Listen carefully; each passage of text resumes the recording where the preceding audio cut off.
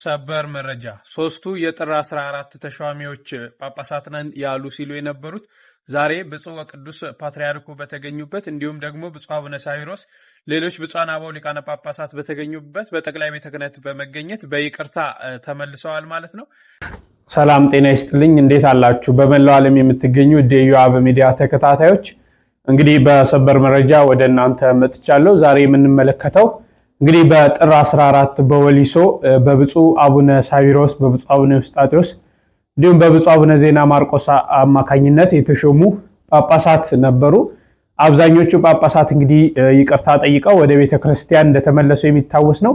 ሌሎች ወደ 5 የሚደርሱ ደግሞ በወለጋ አህጉረ ስብከት የተሾሙ ይቅርታ አንጠይቅም፣ አንዴ ተሹመናል፣ ወደ ቤቱ አንመለስም ብለው በርካታ ተግባራትን ሲያደርጉ እንደነበረ ልብሰ ጵጵስናንም ለብሰው በየቤቱ የተለያዩ ነገሮችን ሲደረግ እንደነበር ፎቶዎች እንደሚለቀቁ የተለያዩ እንቅስቃሴዎች እንደሚያደርጉ እነሱን ደግሞ የሚከተሏቸው የሚደግፏቸው በርካታ ሰዎች እንደነበሩ የሚታወስ ነውና ቤተክርስቲያን ግን ያን የምሕረት በር እንደከፈተች የይቅርታ በር እንደከፈተች ሁሉም ወደ ቤቱ እንዲመለስ በርካታ ስራዎችን ስትሰራ እንደነበረ የሚታወስ ነውና ይህንን ተከትሎ እንግዲህ በዛሬው ዕለት ሶስቱ ማለት ነው በወለጋ አህጉረ ስብከቶች ላይ ተሹመናል ሲሉ የነበሩት ከአምስቱ ሶስቱ ብፁዕ ወቅዱስ አቡነ ማትያስ ቀዳማዊ ፓትርያርክ በተገኙበት ብፁዕ አቡነ ሳዊሮስ በተገኙበት እንዲሁም ሌሎች ብፁዓን አበው ሊቃነ ጳጳሳት በተገኙበት በመንበረ ፓትርያርክ በመገኘት ልብሰ ጵጵስናቸውን አስረክበው ይቅርታ ጠይቀዋል ማለት ነው።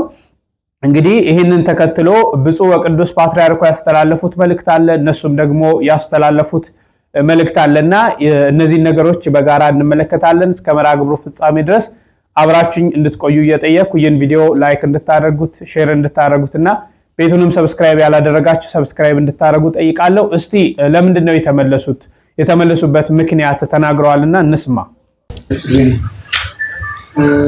እኛ ሌላ ውጣ ውረድ እንደተፈን አይደለም ያቃተን ስላቃተን ስለደከመን ስለራበን ስለጠማን አይደለም። ምንድነው ለቤተ ክርስቲያኒቱ የምንጠቅመው ነገር ምን አለ? ሂደታችን፣ አሰራራችን፣ አሁን ያለንበት ይህ አጀንዳ ለቤተ ክርስቲያን ምን ፈጠረ?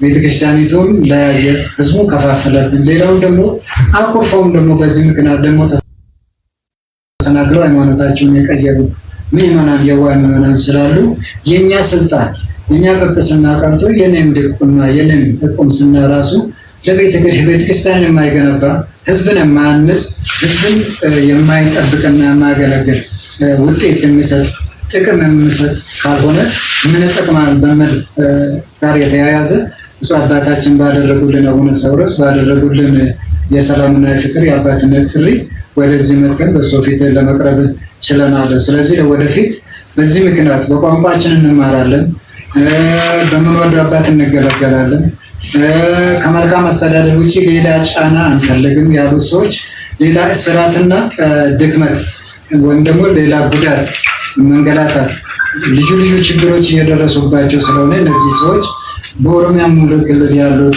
ምናልባት ታይተው እስከዛሬ ድረስ ሰው እየተደበደበ ነው ያለ ሰዓት ከቤቱ ተወስዶ እና እዚህ ደግሞ አይሰማም።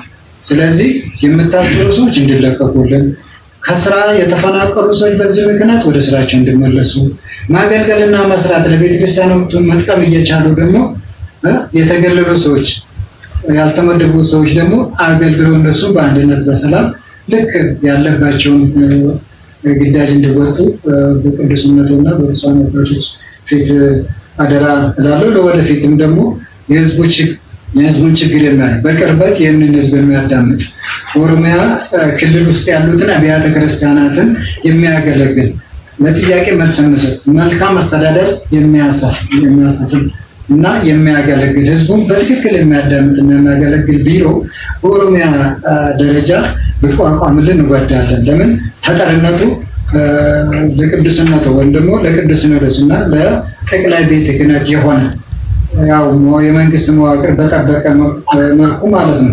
ይህን ነው የምንጠይቀው። አለበለዚያ ሌላ የምንለው ነገር የለም። ቤላፊ ኤቡዳፊ ሂደሙን ደረረሙን አፈወዘን እንዴብስ ነው ጃለላፊ ዋምቻ ቶኩማ ዋምቻ ቡማ ኤብፈሞን አባንኬኛ አቡነ ሳውሮስ ቃማ እንደደቢ አኒኑ ጋፈተን አባ ከበጁን ድርቀመ ኬኛ ዋንቴ ዋሚቸ ሳኔ ከበኔ ፊር ተኩማዳን ሴራ በተስካናቲ ወሪን ተጃጅሩ ጀቹ ባልጋሪ ገለቶማ የቅዱስነቱ ወራኪ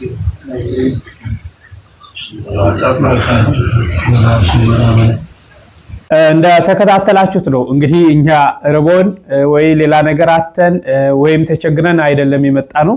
ግን በእኛ ጵጵስና አማካኝነት በእኛ ክህነት አማካኝነት ብዙ ሰዎች እየተጎዱ ነው፣ ብዙ ሰዎች እየታሰሩ ነው፣ ብዙ ሰዎች እየጠፉ ነውና የኛ ክህነት ሰዎችን የሚያጠፋ ከሆነ ምንም ሊያረግልን አይችልም፣ አንፈልገውም እስከ ማለት ደርሰው እንግዲህ በቋንቋቸው መገልገል የሚፈልጉ ምዕመናን አሉ፣ በቋንቋቸው መገልገል አለባቸው የሚሉ የተለያዩ ነገሮችን አንስተዋል። እንግዲህ መዋቅሩ ቤተ ክህነቱ መዋቅር እንዲያዘጋጅ የሆነ ነገር እንዲከፍት ለኦሮሚያ ቤተ ክህነት በርካታ ሰዎች በኦሮሚያ በቋንቋቸው መገልገል የሚፈልጉ አሉና እነዚህ ነገሮች ቤተ ክህነቱ እንዲያስብበት የሚሉ ነገሮችን አንስተዋል። እንግዲህ ብፁዕ አቡነ ሳዊሮስ ባስቀመጡልን የሰላም ጥሪ አማካኝነት ነው ወደ ቤቷ የመጣ ነው። እንግዲህ ብፁዕነታቸው የሁላችን አባት ነው የሚሉ መልእክቶችን አስተላልፈዋል ማለት ነው። ይህንን ተከትሎ እንግዲህ በመጨረሻም ደግሞ ብፁዕ ወቅዱስ ፓትርያርኩ አስተላልፈዋል መልእክት። የብፁዕ ወቅዱስ ፓትርያርኩን መልእክት ላስቀኛችሁ። አሁን ወደዚህ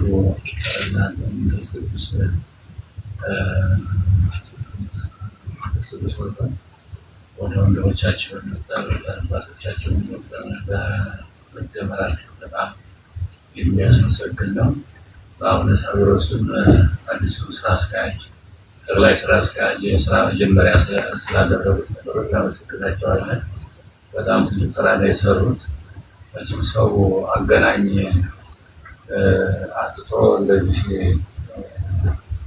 ሲሆን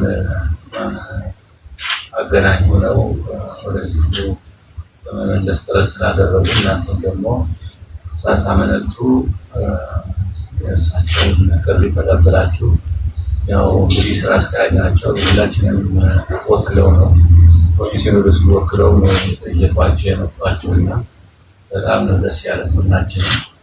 እንግዲህ መቼስ ዘመን የሚያመጣው ዘመን ይመልሰዋል፣ ጊዜ ያመጣው ጊዜ ይመልሰዋል። ስለዚህ አንዳንድ ጊዜ ችግር ይፈጠራል።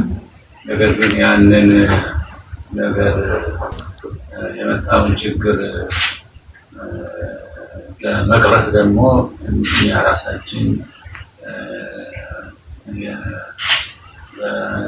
የያዝነው ኃላፊነት በተቀበልነው ኃላፊነት መመለስ ካልቻልን ያው እየከፋን የሚሄደው እና ጭምቻለም ጊዜም ቢሆን የመከራ ዓለም ናት። እንደምታዩት ነው፣ ብዙ ነገር እየታየ ነው፣ ብዙ ነገር እያየን ነው፣ እየሰማን ነው። ብዙ ችግር ላይ ነው ያለው ሀገሪቱ እና አሁን እናንተም ከወንድሞቻችሁ ከጓደኞቻችሁ ሆናችሁ ህዝብ እንድታስተምሩ በቋንቋው በባህል ህዝቡን አስተምራችሁ ወደ መልካም ነገር ትመሩ በጣም ቤተክርስቲያን ያደስታው ቤተክርስቲያናችን ደስታ ነው። ስለዚህም እስካሁን ድረስ ችግር ውስጥ ቆይታችኋል። ያ ችግር እንግዲህ መቼም እንግዲህ ካሁን በኋላ ያ ቀርቶ ሰላማዊ የሆነ ህይወት፣ ሰላማዊ የሆነ አገልግሎት፣ ሰላማዊ የሆነ ኑሮ እንድትኖሩ ነው ሁሉም አባቶቻችን ቅዱስ ክርስቶስ የሚጠብቀውና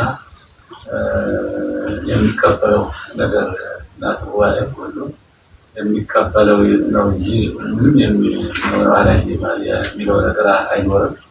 ስለዚህ እንኳን ደህና መጣችሁ። እግዚአብሔር አምላክ ሁላችንም ደስ ብሎናል። የቀሩትም አንድ ሁለት ሰዎች እንደቀሩ ይሰማናል። እነሱም እናንተ ደግሞ እነሱ እንዲቀርቡ ለማድረግ ጥረት አድርጉ፣ እንደናንተ እንዲሆኑ። ስለዚህ ሁላችንም በእውነቱ ትልቅ ይሄ ነው በእውነቱ ክርስቲያን ማለት መንፈሳዊ ህይወት ማለት ይሄ ነው። አንድነት፣ ፍቅር፣ እግዚአብሔርን ተከትሎ መሄድ፣ ፈሪሃ እግዚአብሔር፣ ቤተክርስቲያንን ማገልገል ነው። እንግዲህ የሚጠበቀው እናንተ መምጣት ብዙ ሰው አሁን ብዙ ያኮረፈ ካለ ሊመለስ ይችላል። እናንተ ብቻ አይደላችሁ የመጣችሁት ሰው እናንተ ጋር ያለ ሰው አብሮ ይመጣል ወደ እናቱ ቤተክርስቲያን። አሁን ደስታችን እንዲረሳን ለእግዚአብሔር እንኳን አገናኘን፣ እንኳን ደህና መጣችሁ። የዝስካም ቅዱሶ ያቆያል። አሁንም የበለጠ ኑሮና የበለጠ ሰላማዊ ሕይወት እንዲሰጣችሁ እንመኛለን። እግዚአብሔር ይስጥልን። እንኳን ደህና መጣችሁ። አሁን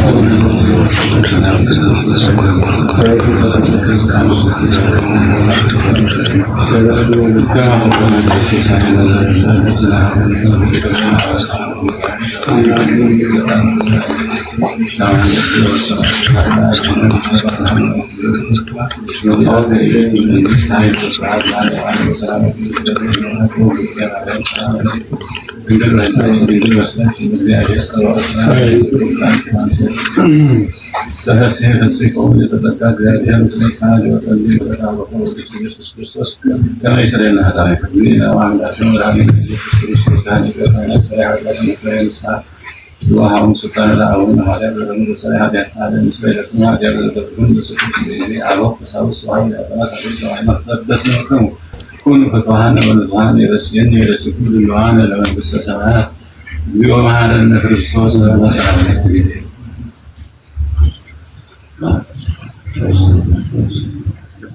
بنت أجزتنا معنا من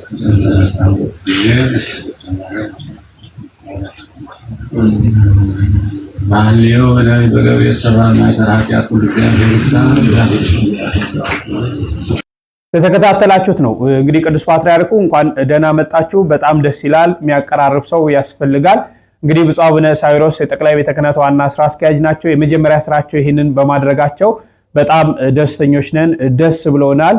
እንግዲህ ብፁዕነታቸውንም ተቀበላችሁ እሺ ብላችሁ ስለመጣችሁ በጣም ደስ ብሎናል። የቀሩ ደግሞ ወደ 2 አካባቢ ያሉ ሲባል እንሰማለን። እነሱን ደግሞ እናንተ ስራ እንድትሰሩ እንድታመጧቸው እናንተ ስትመለሱ ከናንተ ጋር በርካታ ህዝብ እንደተመለሰ እናምናለን የሚል አባታዊ መልእክት ቅዱስ ፓትርያርኩ አስተላልፈዋል።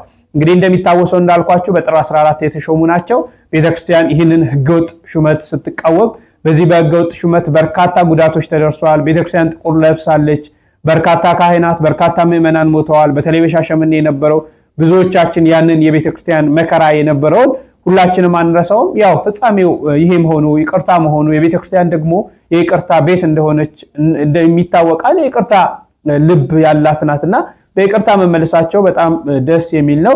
እንዲሁም ደግሞ አባቶቻችን እንግዲህ ከዚህ ጋር ተያይዞ ደግሞ በዝቋላ አቡነ ገብረ መንፈስ ቅዱስ የሚደረገውንም ነገር አይተው ቢያወግዙ አባትነታቸው አለን አይዟችሁ ልጆች ብሎ እንዲያጽናኑን ብዙ ምዕመናን ይፈልጋሉና እንግዲህ አባቶቻችን በረከታቸው ይድረሰን። የተመለሱትም እንግዲህ በቤቱ ጸንተው መልካም ስራ እንዲሰሩ እግዚአብሔር በሚወደው መንገድ እንዲሄዱ ሁላችሁም መመኘትና መጸለይ ነው። ከዛ ውጭ ምንም ማድረግ አንችልምና እግዚአብሔር ለሀገራችን፣ ለሕዝባችን፣ ለቤተክርስቲያናችን ሰላም፣ ፍቅር፣ አንድነት እንዲያመጣ ያላችሁበት ጸልዩ። በሌላ መርሃ ግብር እስክንገናኝ እጅግ አከብራችኋለሁ። ቸርን ሰንብት።